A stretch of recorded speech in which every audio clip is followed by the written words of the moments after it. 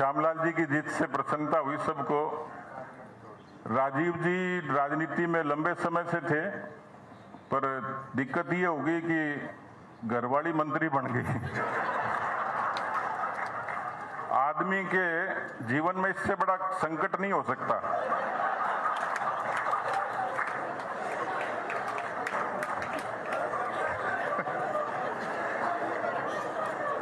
Ticket खुद की मांगने जाए, घरवाली को दे दे पार्टी। अच्छा, लुगाई चुनाव उसको लड़ाना भी टेढ़ी खीर है। जीत जाए तो डायरी लेके पीछे पीछे घूमो, नोट करते और हार जाए तो रोटी खाते वक्त हमेशा कहेगी तेरे कारण हार गई। अब राजीव जी ने बड़े स्मार्ट तरीके से बदला लिया इस पूरी एट्रोसिटी का। इन्होंने भी तय कर लिया कि एक बार नहीं 2 बार बनना है, तो 2 बार मेयर बनने के बाद आदमी मंत्री के बराबर हो जाता है। बजाओ ताली जोर से।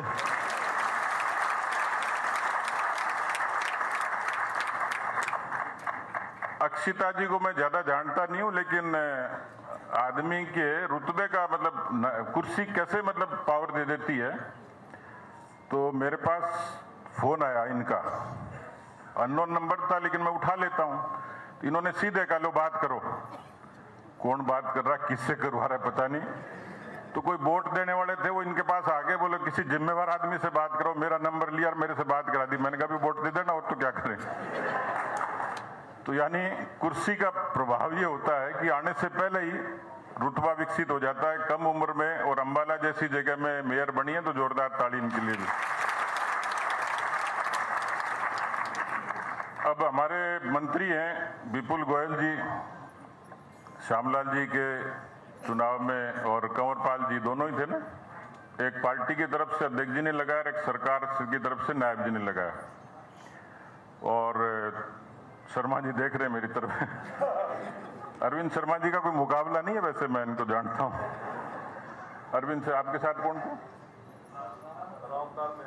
रामोतार जी और अरविंद शर्मा जी, और गंगवा जी और अर्चना जी, और अरविंद जी के साथ में रामोतार जी थे। बेदी जी किसके साथ थे? मेरे साथ वो थे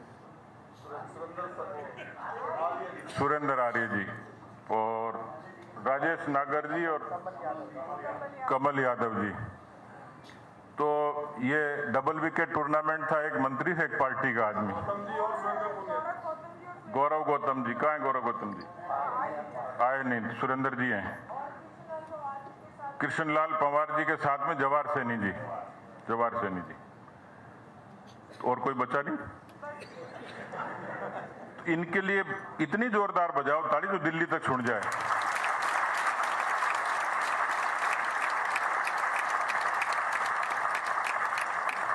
ये ईमानदारी से, मतलब जो कई बार कांग्रेस के लोग कहते हैं ना वोट चोरी करते हो और ये काम करते वो करते हो, मैंने इन लोगों को, मंत्री और पार्टी के सभी जिम्मेवार लोग ये जमीन पे काम कर रहे थे। मैं अध्यक्ष जी को कह भी रहा था, मैंने कहा आपने बहुत ही स्मार्टली और लोगों को डेप्यूट किया है, उनको काम दिया है। और अध्यक्ष जी वैसे भी उदार स्वभाव के हैं, कोई भी काम मांगने वाला आता है उसको फट से काम दे देते हैं। एक दिन कोई कार्यकर्ता आया, कोई सीनियर आदमी, बोले जी काम नहीं है। तो बोले काम कर, दिवाली का टाइम है, दफ्तर पे लड़ी लगा दे। तो काम सबको देते हैं, ठाला किसी को नहीं रहने देते। लेकिन मैं अभी मीडिया के लोगों से बात कर रहा था, तो बोला जी कांग्रेस वाले वोट चोरी का, ईवीएम खराब होने का आरोप लगाते हैं। मैंने कहा उनका तो दिमाग खराब हो गया, उनके फ्यूज उठ गया, इसलिए वो तो ऐसी बात करेंगे। लेकिन जीत के कई कारक होते हैं, लेकिन इस हरियाणा के निकाय के चुनाव को, क्योंकि हरियाणा तो मिथक तोड़ने का माहिर है कि 2014 में हमारी सरकार बनी तब भी ये शर्तें लगती थी सरकार नहीं बन सकती, दोबारा नहीं बन सकती।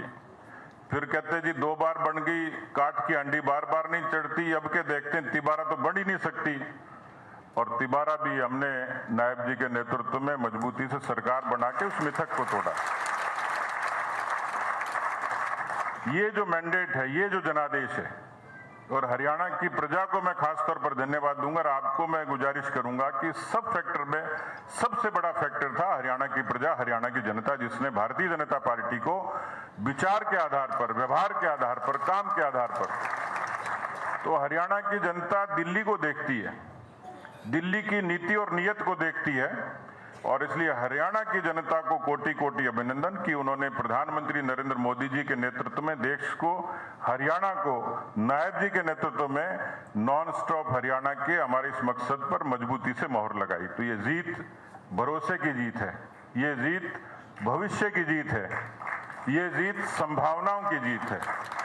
और इसलिए इस जीत में वो परिश्रमी कार्यकर्ता, क्योंकि मैं देख रहा था बहुत सीनियर लोग हैं, इसलिए मैं उनको कह रहा था, कांग्रेस के लोगों को, कि आपके नेताओं का अता पता नहीं होता, आपके कार्यकर्ताओं का पता नहीं होता। आप इल्जाम लगाते हो, लेकिन यदि जीत देखनी हो, संगठन देखना हो, तो भारतीय जनता पार्टी के कार्यकर्ताओं, नेताओं का काम देखना चाहिए, जो छोटे काम को भी, छोटे छोटे काम को, एक छोटी सी नगर पालिका में अरविंद शर्मा जी को मैंने ऐसे ही फोन किया, मुझे लगा कि भाई कैबिनेट के मंत्री हैं, कहीं व्यस्त होंगे, जाएंगे कि नहीं जाएंगे, लेकिन मुझे बताया कि बोले जी मैं 8 बार तो सांपला होके आया हूं और अभी भी वही हूं। सांपला हुड्डा जी का गढ़ माना जाता है, तो मुझे ही कह रहे थे कि साहब गढ़ तोड़ दिया। मैंने कहा प्रजातंत्र है, गड़बड़ तो बचे ही नहीं। लेकिन फिर भी जब कोई पार्टी की किसी सरकार का मंत्री जमीन पर एक वार्ड में झोली फैला के लोगों को ये भरोसा देता है कि हमारी सरकार अच्छी सरकार देगी, निकायों में एक अच्छी गवर्नेंस देगी, उस भरोसे की जीत है। इसलिए सांपला जैसी नगर पालिका को जीतना सामान्य बात नहीं। तो मित्रों, जीत उत्साह देती है, आनंद देती है, बहुत उमंग देती है, लेकिन जीत चुनौती भी है। तीसरी बार सरकार और सरकार उम्मीदों पर खरा उतरे, सरकार की चाल अच्छी है, सरकार की नीयत अच्छी है, लेकिन बहुत नीचे की जो ग्रास रूट की सरकार होती है, वो चाहे पंचायती राज की हो चाहे निकाय की हो, क्योंकि सीधे सीधे सामान्य लोगों की सामान्य व्यवस्थाएं, सामान्य अपेक्षाएं इतनी ज्यादा होती हैं कि उनको पूरा करना ही बड़ी चुनौती होती है। मेरे यहाँ एक राजस्थान में मेरे मित्र हैं, एक विधायक बने, फिर मंत्री बन गए, मेरे साथ कहीं ट्रैवल कर रहे थे। छोटे आदमी की, शहर के आदमी की अपेक्षा क्या होती है, तो फोन आया उसके पास किसी कार्यकर्ता का, सामान्य व्यक्ति का, तो उसने फोन पे जो टोन से जवाब दिया, मुझे लगा परेशान हो गया। फिर 10-5 मिनट बाद उस व्यक्ति का फिर फोन आया, फिर तीसरी बार फोन आया, फिर चौथी बार फोन आया, तो उसने वहां के पार्षद को फोन किया कि यार सीताराम, ये श्यामलाल का फोन आ रहा है, इसकी एक समस्या देखना क्या है। तो वो आपस में उनकी चर्चा चल रही थी, इतने में फिर श्यामलाल का फोन आ गया, पीड़ित का। तो मैंने उससे पूछा, मैंने कहा इतना परेशान क्या हो रहा है, कोई कितनी भारी बात है? बोले भारी कुछ नहीं है, श्यामलाल के घर के बाहर कोई गाय गोबर कर गई, और वो जो व्यक्ति जिसके घर के बाहर गाय ने गोबर किया मंत्री को फोन कर रहा है। बोले तेरे को वोट इसलिए दिए क्या, काम नहीं कराएगा? तो उसने सीताराम को कहा, सीताराम ने भी गफलत की। आखिर में मंत्री ने कहा, एक काम करता हूं, कस्सी लेके मैं ही आ जाता हूं, मैं हटा देता हूं। यानी अपेक्षाओं की पराकाष्ठा है। तो मैं विपुल जी को यही कह रहा था कि अब जनता ने अपने पाले में गेंद डाल दी। हम सब की अपेक्षा ये है कि हरियाणा में जिस तरीके से संगठन उन्नत हुआ, सरकार अच्छी चल रही है, लेकिन शहरों की सरकार देश में अर्बन गवर्नेंस का एक ऐसा मॉडल खड़ा करे कि लोग ये देखें कि वास्तव में हरियाणा की सरकार ने प्रतिबद्धता के साथ में इस जनादेश का सम्मान किया है। मुझे अच्छा लगा, उन्होंने कहा कि मैंने अपना एक दिमाग में एक प्लान सोचा हुआ है, मुख्यमंत्री जी से मैं चर्चा करूंगा। हम लोग यहाँ जहाँ हैं, ये पंचकुला भी ऑलमोस्ट एक कैपिटल की सी शेप में है कि जहाँ हमारी सारी गतिविधियाँ होती हैं। पंचकुला को एक आदर्श नगर निगम बनाएं, अंबाला को भी बनाएं, सोनीपत को भी बनाएं, बाकी सारे हरियाणा को बनाएं, कोई दिक्कत नहीं है। लेकिन शहर और गांव का संतुलित विकास, लेकिन हमारी अर्बन गवर्नेंस, हरियाणा सरकार की, नायब सैनी सरकार की जो अर्बन गवर्नेंस है, वो इतनी अच्छी और मजबूत होनी चाहिए और जल्दी होनी चाहिए कि जिसको पूरा देश देखे।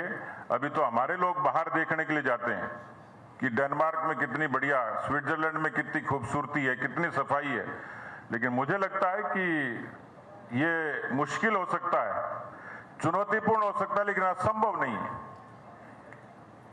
मुख्यमंत्री जी की उदारता और इनकी पूरी जो टीम है, यहाँ जो टीम हरियाणा है सरकार की या पार्टी की भी जो टीम हरियाणा है, दोनों में वो कुव्वत है, वो ताकत है, वो समझ है कि हम एक अच्छी शहरी सरकार, एक अच्छी विकसित सरकार जो रोशनी से, सफाई से, हरियाली से ओतप्रोत हो, एक ऐसी मजबूत सरकार हम लोग दे सकते हैं। यहाँ जो पार्षद बने हैं, कई बार पार्षद का बनना भी बड़ा चुनौती होती है। छोटा चुनाव होता है लेकिन मशक्कत पूरी होती है, लेकिन चुनाव फिर वही जीतता है जो घर के दरवाजे तक जुड़ा होता है, जिसको कोई काकी आवाज दे दे कि कमल ये बिल भर के आजा पानी का, ये बिजली का बिल भरिया, इस तरीके की छोटी सेवा भी करता तो लोगों के मन में चढ़ जाता है। तो इसलिए पार्षद अब जो बीजेपी के जीते हैं, वो केवल व्यक्तिगत तौर पर नहीं, वो पार्टी की छवि को, उसके प्रतिबिंब को लेके जीते हैं। इसलिए छोटा चुनाव है, छोटी जीत होगी, लेकिन छोटे से ही बड़े बनते हैं। मैं देश में ऐसे लोगों को जानता हूं जो केवल कॉरपोरेटर थे, आज वो केंद्र में मंत्री हैं। वो मात्र कॉरपोरेटर थे, वो आज प्रदेशों में मंत्री हैं। यानी पार्षद भी अपने कर्म से भविष्य के संभावनाएं के दरवाजे खोल सकता है। इसलिए उनको भी मेरी शुभकामनाएं, लेकिन उनको परिश्रम करके पार्टी की उस छवि को और जीवंत रखना है। मैं अपनी बात को खत्म करते हुए ये गुजारिश जरूर करूंगा, क्योंकि मंच पे जिम्मेवार लोग बैठे हैं और मेरे सामने बहुत सारे जिम्मेवार लोग हैं। इस जीत के आनंद को, उमंग को बनाए रखिए, लेकिन इसको चुनौती के रूप में लेके सेवा के परिश्रम की पराकाष्ठा करेंगे तो मुझे लगता है कि आने वाले समय में एक बार फिर से हम एक बड़ा इतिहास फिर रचेंगे। इन्हीं शुभकामनाओं के साथ बहुत बहुत धन्यवाद। जय हिंद, जय भारत।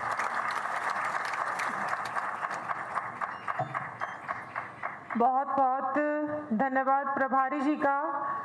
कुछ करना है तो डट कर चल, थोड़ा दुनिया से हट कर चल।